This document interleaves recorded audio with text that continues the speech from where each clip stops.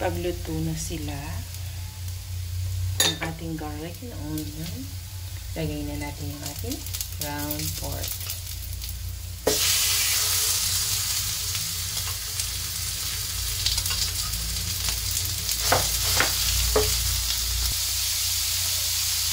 Season natin with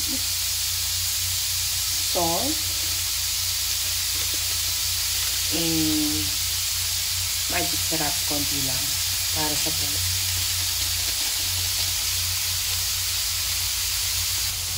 So ayan, pagluto na yung pork natin,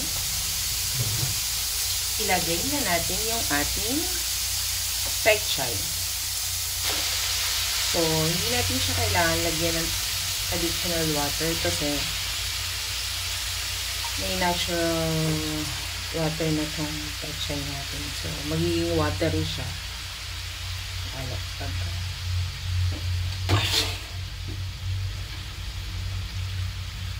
So, yan.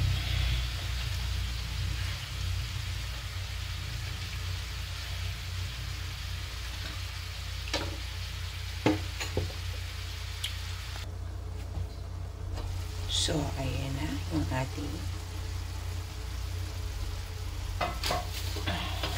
ginisang pechay. So, ayan. Kita nyo naman, naging watery na siya.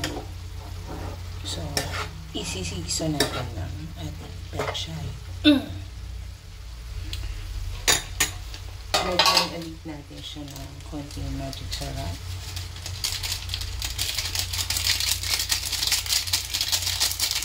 Huwag natin ilahat yung isang pack, ha? Konti lang. Diba ano, sobrang alat naman. Okay. Dagdagan natin yung pepper. And then, lagyan natin yung ating Mamacita's oyster sauce. So, ito is tipid pack. 7 pesos lang siya sa sachet. So, yan na yung panlasa.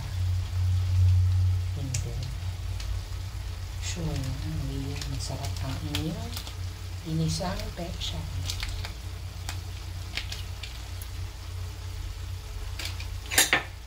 Mix lang natin.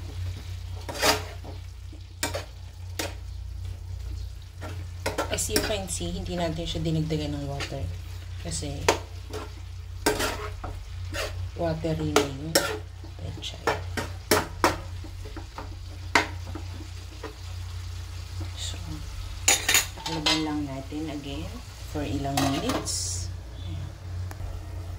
So, after ilang minutes, tada! So, yan na. Luto na yung ating ginisang pechay. Ready to serve na yan. Enjoy po!